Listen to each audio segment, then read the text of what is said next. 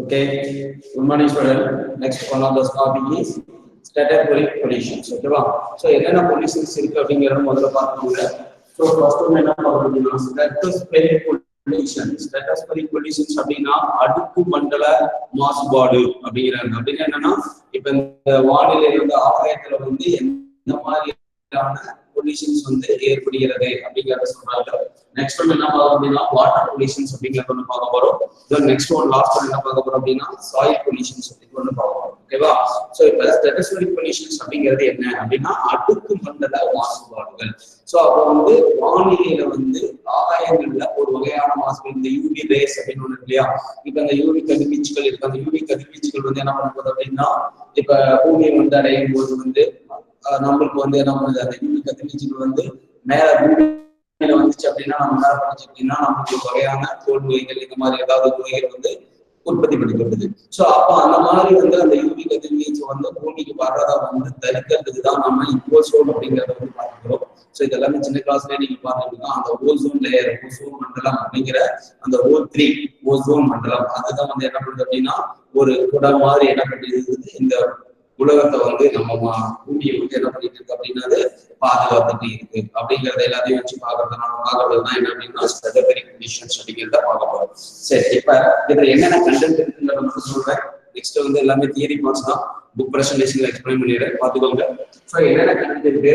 So ஸ்ட்ராட்டோஸ்பெரிக் பொல்யூஷன்ஸ்ல first one வந்து depletion of ozone layer அப்படிங்கிறாங்க. Depletion of ozone layer வந்து so அப்ப டிப்ளீஷன் ஆஃப் ஓசோன் லேயர் எதனால வந்து பாதிக்கப்படுது அப்படிங்கிறது அப்படின்னா சோ ஆக்சைட்ஸ் ஆஃப் நைட்ரஜன் அதாவது நைட்ரிக் ஆக்சைடு அப்படிங்கிறது CFC குளோரோஃபுளோரோகார்பன் இந்த ரெண்டுனால தான் வந்து என்ன இருக்கு அப்படின்னா ஓசோன் லேயர் ஆனது பாதிக்கப்பட்டு இருக்கு அப்படிங்கறத சொல்லிருக்காங்க. நெக்ஸ்ட் ஒன் வந்து environmental impact of ozone depletion. So இதனால வந்து சுற்றுப்புற சூழ்நிலையானது ஓசோனால என்ன பண்ணிட்டு பாதிக்கப்பட்டிருக்கு. சோ இதெல்லாம் வந்து இது ரெண்டை பத்தி தான் வந்து சொல்யூஷன்ஸ் அப்படிங்கிறத பார்க்க போறோம். ஓகேவா? அதாவது அடுக்கு மண்டல மாசுபாடு அப்படிங்கிறத பார்க்க போறோம். சோ எல்லாமே கொஞ்சம் வேர்டுல கொஞ்சம் டிஃபிகல்ட்டா தான் இருக்கும், கொஞ்சம் அண்டர்ஸ்டாண்ட் பண்ணி படிச்சுக்கோங்க, வேற வழி கிடையாது. சோ அடுக்கு மண்டல மாசுபாடு அப்படிங்கிறது என்ன அப்படின்னா ஸ்ட்ராட்டோஸ்பெரிக் பொல்யூஷன்ஸ். ஓகேவா? சரி, நெக்ஸ்ட் வந்து வாட்டர் பொல்யூஷன்ஸ் அப்படிங்கிறாங்க. அப்ப நீர் மாசுபாடுகள் அப்படின்னு சொல்றோம். அப்ப அந்த நீர் மாசுபாடுல என்னென்ன நீரானது எதனால எல்லாம் மாசுபாடுது? இப்ப உங்களுக்கு தெரியும், இப்ப தண்ணி வந்து இப்ப ஒரு ஆற்று தண்ணி எப்படி எல்லாம் கெட்டு போகுது அப்படின்னா சோ இப்ப ஏதாவது ஒரு மனிதனால் உருவாக்கக்கூடிய ஒரு கழிவு நீராலையோ அல்லது தொழிற்சாலையிலிருந்து வரக்கூடிய ஒரு நீரான கொண்டு போய் தண்ணியில அந்த கழிவு நீரை கொண்டு போய் ஆற்று தண்ணியில கலக்கிறதுனால இந்த மாதிரி நிறைய இருக்கு. ஸோ இதனால என்ன ஒரு மைக்ரோ ஆர்கானிசம்ஸ் நிறைய கண்டென்ட் கொடுத்துருக்கோம். இதனால எல்லாத்தையுமே என்ன மாறும், இந்த நீரானது என்ன மாசுபடுகிறது அப்படிங்கிறத சொல்லியிருக்காங்க. அது என்னென்ன அப்படிங்கிறத மைக்ரோ ஆர்கானிசம் அப்படிங்கிறதுனாலயோ அல்லது ஆர்கானிக் வேஸ்ட்னாலயோ அல்லது ஸோ பிளான்ட் நியூட்ரியன்ஸ் அப்படிங்கிறதுனாலயோ அல்லது ஹெவி மெட்டல்ஸ்னாலயோ செடிமெண்ட்ஸ்னாலயோ பெஸ்டிசைட்ஸ்னாலயோ அல்லது ரேடியோ ஆக்டிவ் சப்ஸ்டன்ஸோ அல்லது ஹீட். ஓகேவா? ஸோ இது எல்லாத்துலையுமே என்ன இருக்கு அப்படின்னா வந்து பாதிப்புகள் அடைந்துதான் இருக்கு அப்படிங்கிறத இந்த மாதிரி ஒரு சூழ்நிலை இதுல எல்லாத்துலயுமே வந்து வாட்டர் ஆனது மாசுபடுகிறது அப்படிங்கிறத சொல்லியிருக்காங்க. சோ இப்ப காசஸ் ஆஃப் வாட்டர் பொல்யூஷன்ஸ் அப்படின்னு காசஸ் அப்படின்னா காரணங்கள். சோ எந்தெந்த காரணத்தினால வந்து நீரானது மாசுபடுகிறது அப்படிங்கிறத மட்டும் சொல்லியிருக்காங்க பாருங்க. சோ மைக்ரோ பயாலஜி அப்படிங்கிறதுனாலயோ அல்லது ஆர்கானிக் வேஸ்ட்னாலயோ அல்லது வந்து யூரோட்ரோபிகேஷன் ஆனாலையோ அல்லது வந்து BOD அப்படிங்கிற பயோகெமிக்கல் ஆக்சிஜன் டிமாண்டாலையோ அல்லது COD அப்படிங்கிற கெமிக்கல் ஆக்சிஜன் டிமாண்டாலையோ அல்லது கெமிக்கல் வேஸ்ட் அப்படிங்கிற வேஸ்டேஜ்னாலையோ வந்து இது எல்லா காரணத்தினாலும் இது எல்லாமே ஒரு வகையான காரணங்கள் தான் நீரானது மாசுபடுவதற்கு. ஸோ இதுல அந்த 4 and 5 BOD and COD very very important. So இப்போ இதை பத்தி நம்ம இந்த கிளாஸ்ல பார்ப்போம். ஓகேவா? ஸோ இப்போ இந்த டைட்டில் மட்டும் நான் கொடுத்துருக்கேன். இந்த டைட்டில பேஸ் பண்ணிட்டு உனக்கு என்னென்ன கண்டென்ட் உள்ள வந்து கொடுத்துருக்காங்க அப்படிங்கிற அந்த கண்டென்ட்ல என்னென்ன கொடுத்துருக்காங்க அப்படிங்கிறத ஸோ இப்போ நம்ம கிளாஸ்ல பார்த்துக்கலாம். ஸோ பார்த்துக்கோங்க.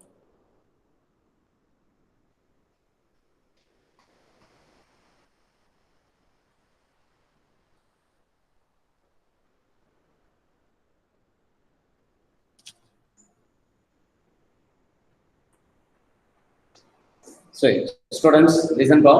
So first one என்ன கொடுத்துருக்காங்க அப்படின்னா பாருங்க ஸ்ட்ராட்டோஸ்பெரிக் பொல்யூஷன் அப்படின்னா என்ன அப்படின்னா அடுக்கு மண்டல மாசுபாடு அப்படிங்கிறாங்க. அடுக்கு மண்டல மாசுபாடுகள் அப்படின்னு சொல்றாங்க. சரி, இப்ப அதுல என்ன சொல்லியிருக்காங்க பாருங்க. At high altitude to the atmospheric consists of layer of ozone. Ozone அப்படிங்கறோட சிம்பிள் என்ன அப்படிங்கறத பார்த்துக்கோங்க.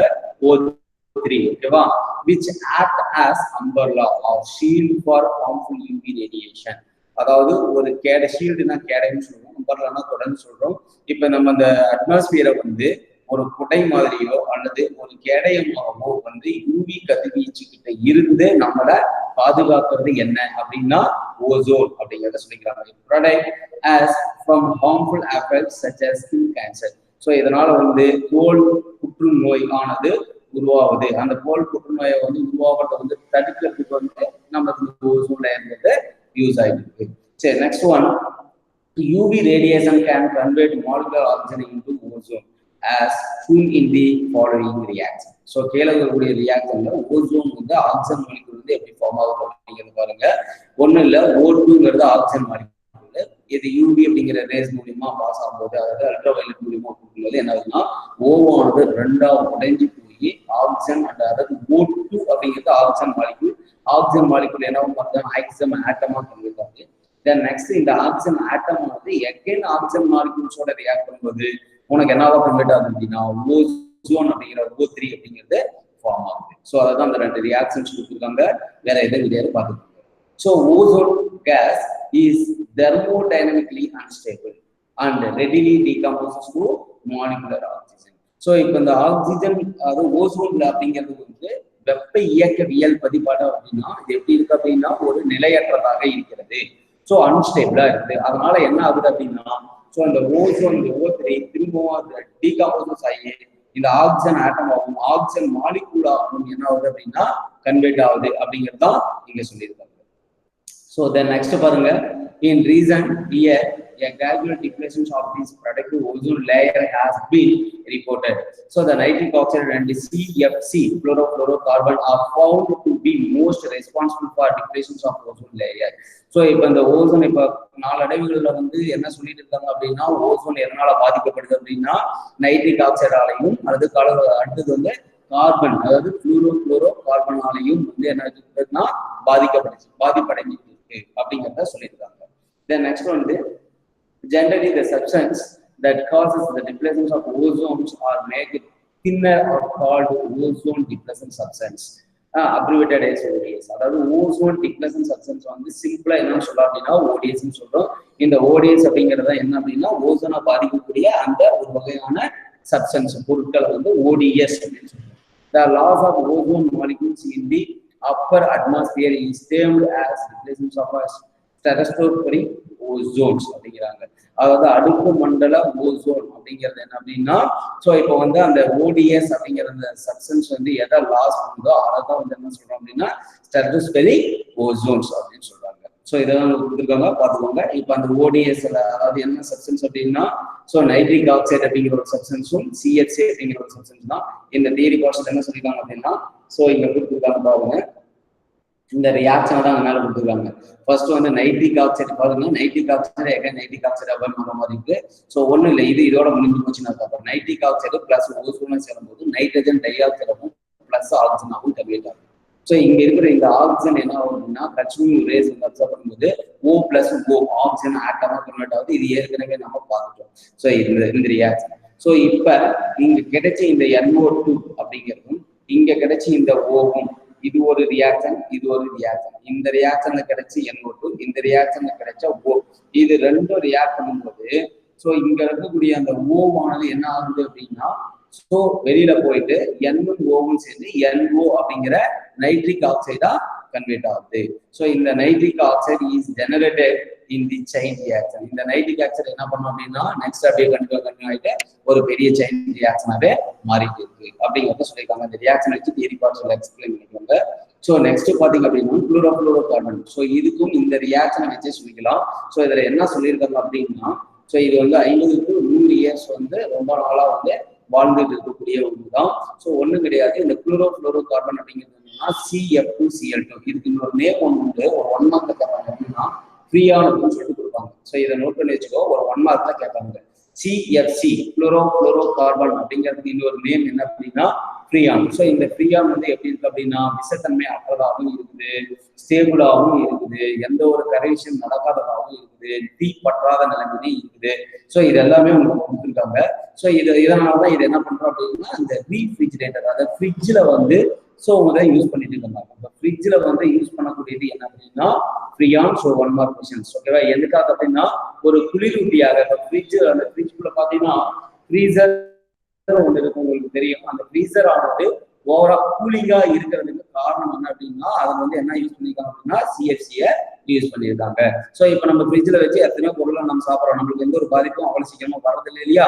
ஸோ அதுக்கு என்ன ரீசன் அப்படின்னா இது எந்த ஒரு விஷத்தன்மையும் வாய்ந்ததா இல்லை அப்படிங்கிறது தான் வந்து சொல்லியிருக்காங்க தியரி பார்ட்ஸ்ல. இது வந்து ஒரு 50 to 100 இயர்ஸ்க்கு வந்து வாழக்கூடியது அப்படின்னு சொல்லியிருக்காங்க, இருக்குது அப்படின்னு இருக்காங்க, அப்படி இருக்குங்கிறாங்க.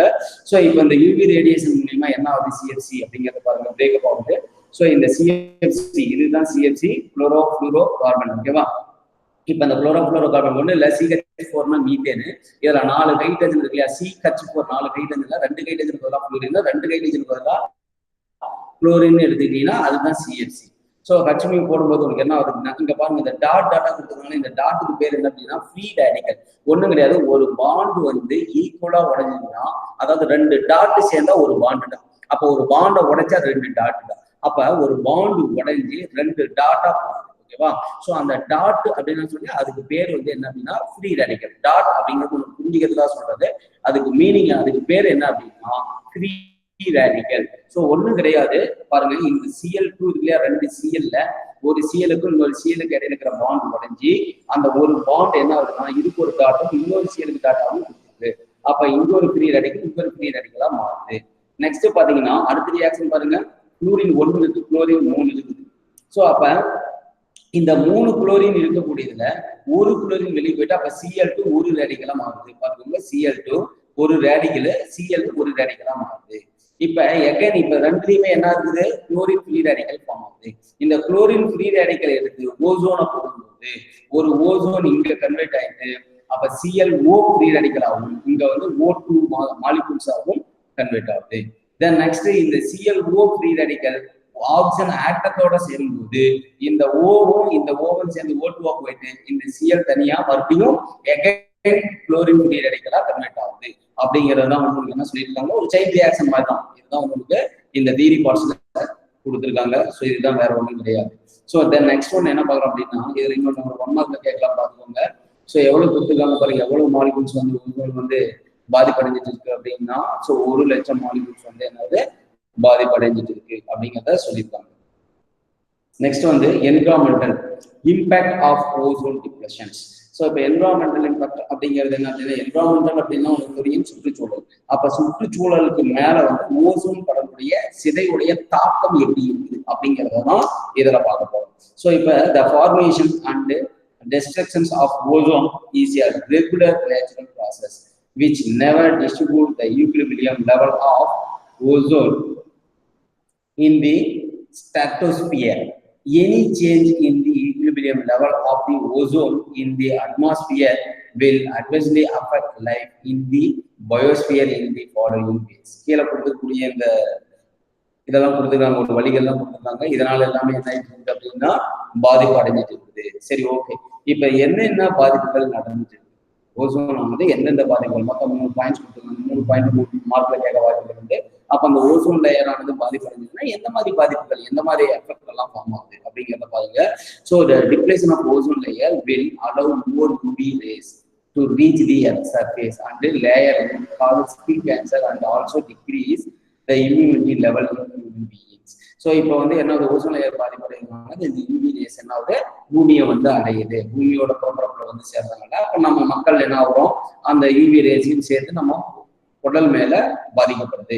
அப்போ பாதிக்கப்படும் போது என்ன ஆகுது அப்படின்னா தோல்ல வந்து ஒரு வகையான நோய்களை உருவாக்குது. அது மட்டும் இல்லாம ஒரு மனிதன் கிட்ட நோய் எதிர்ப்பு தன்மைக்கும் என்ன ஆகுதுங்கிறாங்க குறைச்சிட்டு இருக்குது அப்படிங்கிறாங்க.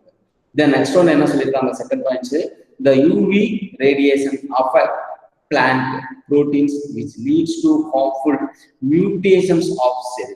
அதாவது யூவி கதிர்வீச்சு வந்து மனுஷன் மட்டும் கிடையாது, இந்த பிளான்ட் தாவரங்களுக்குள்ளேயே அந்த தாவரத்துடைய புரதங்கள் புரோட்டீன்ஸையும் என்ன பண்ணுது அப்படின்னா தாவரம் கொடுக்கக்கூடிய அந்த புரோட்டீனையும் என்ன பண்ணுது அப்படின்னா இது பாதிக்குது. அதனால என்ன ஆகுது அப்படின்னா சோ இந்த அடுத்த ஒவ்வொரு செல் உருவாகிறதுக்கு உண்டான தடை ஏற்படுகிறது அப்படிங்கிறத சொல்லிக்கிறாங்க. ஸோ மியூட்டேஷன்ஸ் ஆஃப் செல் அப்படின்னா செல் அடுத்த செல் அப்படி உருவாகிறது வந்து என்ன பண்ணுது தடுக்கப்படுகிறது அப்படிங்கிறத சொல்லியிருக்காங்க. நெக்ஸ்ட் ஒன் என்ன சொல்லியிருக்காங்க அப்படின்னா so the UV radiation affect the growth of so phytoplankton as a result so the ocean food chain is distributed and even damage the fish productivity. So இப்போ இந்த யூவி கதிர் வீச்சுனால ஸோ என்ன சொல்லியிருக்காங்க அப்படின்னா இந்த phyto plankton அப்படின்னா என்ன அப்படின்னா so இந்த நீர்ல வாழக்கூடிய அந்த தாவரங்கள் வந்து இந்த தண்ணி மேல வந்து மிதந்துட்டு வாழணும் இல்லையா, அந்த மாதிரி தாவரங்களை தான் வந்து பைட்டோ பிளாங்டன் அப்படின்னு சொல்றோம். ஸோ அதனுடைய வளர்ச்சி என்ன பண்ணுறாங்க இதெல்லாமே பாதிக்குது. ஸோ அப்ப என்ன ஆகுது அப்படின்னா இப்ப கடல் ஓசியம்னா கடல் தெரியும், இப்ப கடல் நீர் அந்த கடல்ல இருக்கக்கூடிய உயிர் வாழ்நிலைகளை வந்து என்ன பண்ணுது அப்படின்னா இது போய் பாதிக்குது. ஸோ அப்ப அந்த பாதிக்கிறதுனால இப்போ மீன் எடுத்துக்காலும் சரி அது கிளிஞ்சல்கள் அப்படிங்கிறது மீன் மாதிரியே ஸோ அந்த நீர்வாழ் உயிரினங்கள் ஸோ இது எல்லாத்தையுமே என்ன பண்ணிட்டு இருக்கு அப்படிங்கிறாங்க ஸோ பாதிச்சுட்டு இருக்கு அப்படிங்கிறாங்க. இந்த 3 பாயிண்ட்ஸும் கண்டிப்பா பார்த்து வச்சுக்கோங்க. ஒரு 3 மார்க்ல கேட்கறதுக்கு வாய்ப்புகள் அதிகம் இருக்கு. ஓகேவா? ஸோ நெக்ஸ்ட் கிளாஸ் இப்போ என்ன பண்றோம் அப்படின்னா நெக்ஸ்ட் கிளாஸ்ல இந்த வாட்டர் பொல்யூஷன்ஸ் அப்படிங்கிறத பார்க்கலாம். So okay.